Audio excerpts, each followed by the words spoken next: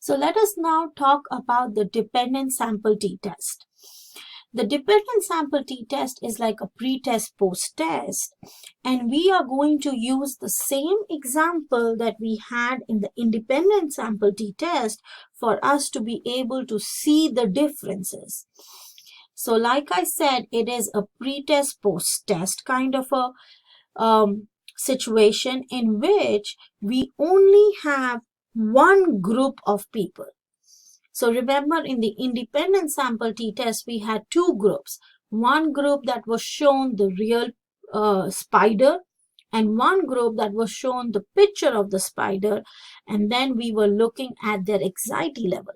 But in this case, we only have one group of participants. We only have 12 participants. They are first shown the real picture. They're first shown the picture of the spider, and then they are shown the real spider, and then we compare their anxiety level. In this case, it is appropriate to say that it is also a paired sample t-test because the pre-test and the post-test, so the picture is their pre-test and the real is their post-test, is collected for the same participant. So it is like a paired sample t-test. Mostly this is used in correlational research to see what was the mean difference between the two observations. Was it statistically different from the pre-test to the post-test? It is also used in, like, if you have a classroom and you do a pre-test and a post-test, so it is the same group of students. If you're only using one class and one group of students, it is the same group. So that is called a dependent sample t-test. So if we go back to our analysis chart, the dependent sample t-test is two continuous observations on the same person. So means that if I have one person, I have two continuous observations, the scale observations on the same person. So it is the format of O1 is your one sample, you do something, and then O1 again is your second. And then here is my assumptions. Once again, the assumptions are sampling distribution of the differences between the scores. Differences between the scores should be normal, and then the data measures at the interval level. So we need to have the pre-test and the post-test at the scale level or the interval level. So here we are back again. So in this study, the researcher wants to find out if there is a statistical difference in the mean anxiety of participants after seeing a spider versus where the mean anxiety of the participants after seeing a real spider. So what is our research question? What is the difference in participants' anxiety scores after seeing a picture of a spider versus the anxiety scores after seeing a real spider? So it is good to note the fact that the research question for the independent sample and the dependent sample is almost the same, but this is a dependent sample t-test because we only have one group of people who are participating in the study and are shown the picture of the spider and then later the real spider. And we are only comparing the difference between the anxiety level when they see the picture, when they see the real spider. And so the way you design your study, this shows you the difference in designing the sampling, what kind of sampling you have. Here, the sampling is dependent sampling. So now let us go forward and look at the various things about this. So what is our null hypothesis? Once again, the null hypothesis is mu1 is equals to mu2, which means that there is no statistical significant difference in participants' anxiety scores after seeing the picture versus their anxiety scores after seeing a real spider. So mu1 is our average anxiety score of the population when they saw the picture, And then mu2 is the anxiety scores of the population when they saw the real spider. So the null hypothesis says that there is no difference between the two. And so our H naught is written as mu1 is equals to mu2. And so as we have already discussed it in the independent sample, our alternate hypothesis will say that mu1 is not equals to mu2. That means there is a difference. And once again, this is a non-directional one because we are not saying whether one is more than the other. You can always state your alternate hypothesis as a directional hypothesis. So you could say that mu1, which is the anxiety score of seeing a picture, is less than mu2, which is seeing the real spider, or the other way, that the picture anxiety scores are more than the real spider anxiety scores. But we are going to stick with the non-directional alternate hypothesis. These steps we have already talked about. You're going to select the criteria. So basically it's going to be the same thing. I will reject the null hypothesis if the p-value of the dependent, look at the point here, if the dependent sample t-test is equal to or less than 0.05, or if 95 confidence intervals do not include 0. So now we are talking about the assumptions for the test. As we had previously said, this is a dependent sample t-test, and so we have given this participants a pre-test, which is the showing the picture, and did some sort of an intervention, and then gave them the post-test and looking at the comparing the mean anxiety scores. So the assumptions is to see whether the distribution is normal, and then is the data measured in interval scale. So if we come back over here, we have already talked about this in detail, but let us see, those are 3 different ways that we have talked about. First, I will do like a histogram of a visual representation of the difference in the scores and see whether they appear normal. I will look at the sample size, and if the above 2 criteria are not met, I will definitely do my KS test and assume normality only if the p-value is greater than 0.05. And so this is one of those things to do. And also another thing that we have to talk about is the independence. I assume that there is independence in this data because every single person's anxiety on seeing the spider picture or the real spider is not dependent on anybody else. So like the way you design your research study, suppose if you are having everybody in the same room and one person looks at the spider and makes a face, then the other person may look at this person and make the same face, or may change their own expression, or anxiety levels may change. So that is why it is assumed that this is independent, because I am just calling one person at a time, showing them the picture, and then I'm calling another person and showing them the picture, and then I'm doing the post-test the same way. So it is independence there because one person is not dependent on the other person. So now we are going to check for the normality. So to check for the normality, we have to find the differences between the scores. So as you can see, these are my scores, and here are the differences between the scores. Once again, I give the steps in SPSS. You do not have to do that. All this has been done for you.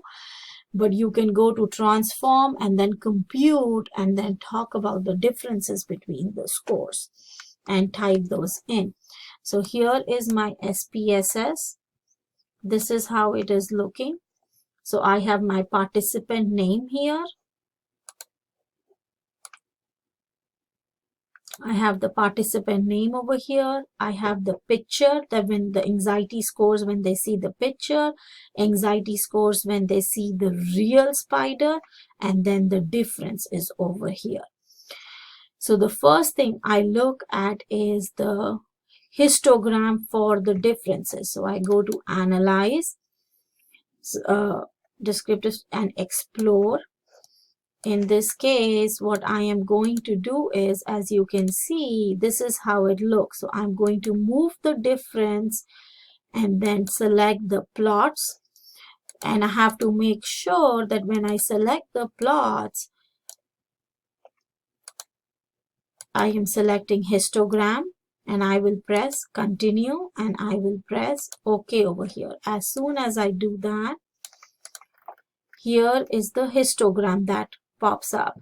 And so this is the same histogram that is there in your document.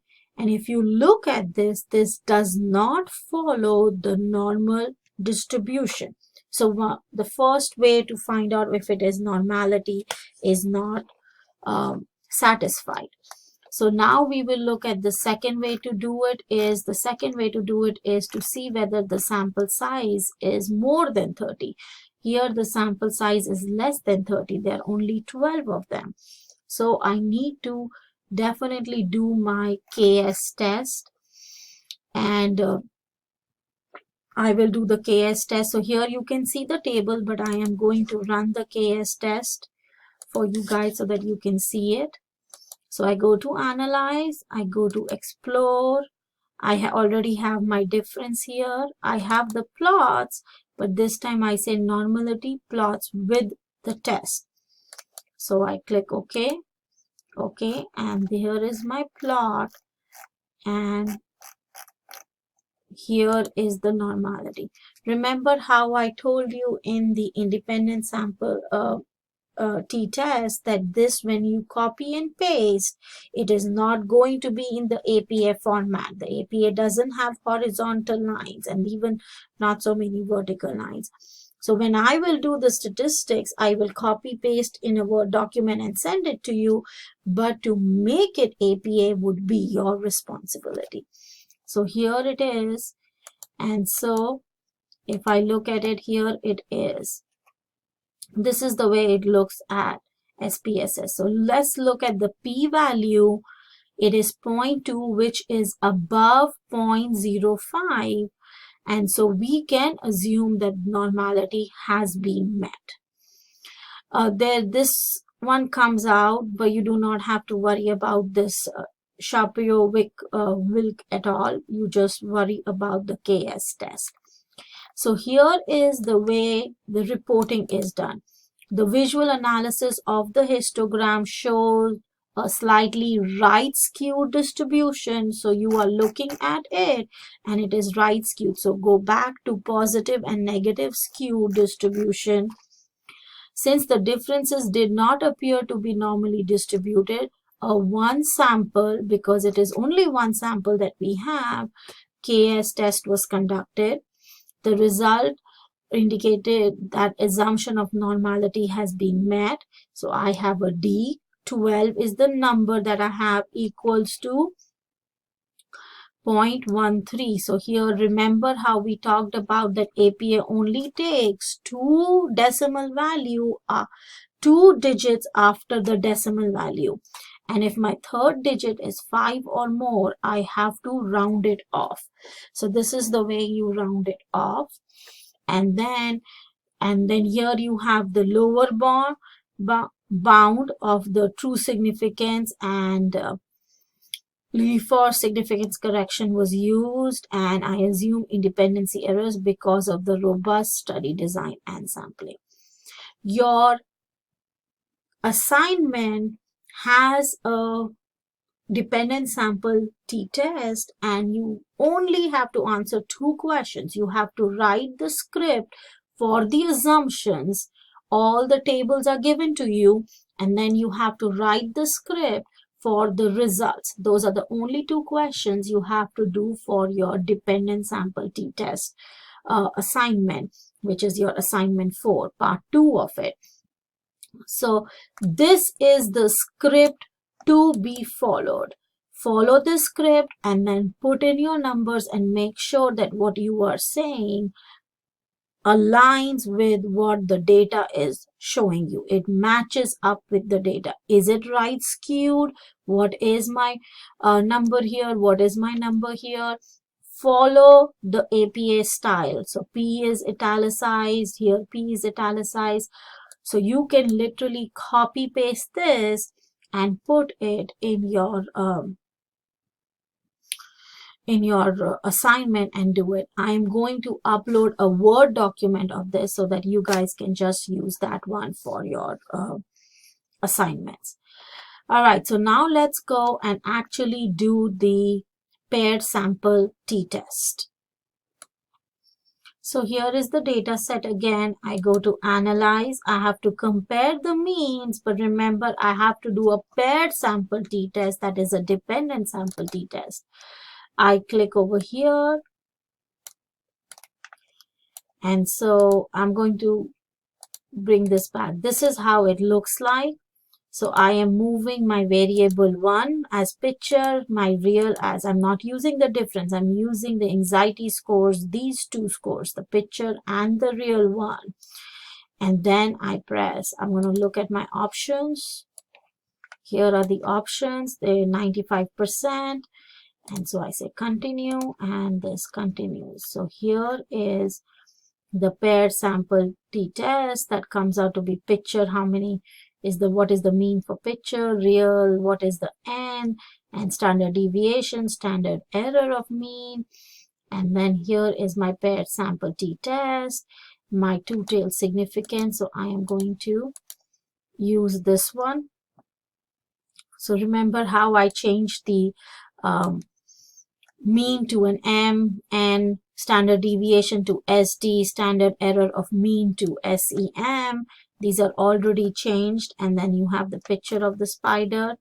Here is my paired sample t-test. So are we rejecting the null? Remember how we said that we will reject the null if the p-value was less than or equal to 0.05. So here, excuse me, so here our p-value is, even though it is 0.03, which is high, you know, like when we look at 0.000, it is still less than 0.05. So we will reject our null hypothesis and conclude that our scores are different. And it means that there is a statistical difference in the mean anxiety of seeing the picture of a spider and the anxiety of seeing the real spider. Once again, we have to calculate our effect size, Cohen's d, to see whether the effect is real or is it due to change of factors or chance or something like that. And so here is our link. So I put M1, M2. You can put it in whichever one way you want, and you press compute, and here is what you are going to see. If you see the positive value there, so I am actually going to change this just because I want to see a positive value, or what I put it in over there. And so here it is. So my Cohen's d is 0.68 or 0.69 actually. So what we get is 0.69, which says that there is a medium to large effect, which is good. And our R is also 0.33. So remember, we are reporting all of this in APA format. And here is once again the formatting of this. On average, participants experience greater anxiety because your M2 is more, and M is equals to 2 decimal points, M is italicized, comma, again, your standard deviation is italicized, and you give then the picture of the spider, and once again you give here, you're doing a t-test. This is your degrees of freedom, which is n minus 1. So we had 12, that is a minus 1. It gives your t-test value. Here is it where it comes from, 2 decimal points. And since the third decimal point is a 3, there is no rounding off. 95 confidence interval, and then we are going to put the confidence interval lower bound and upper bound 2 decimal points, and so this will need to be rounded off, which is what you see. It is a negative 13.23 comma negative 0.77. The difference was statistically significant because yes, P is equals to 0.031 with more than medium effect size measured using Cohen's d, and then we report it. This is your script for doing your assignment 4.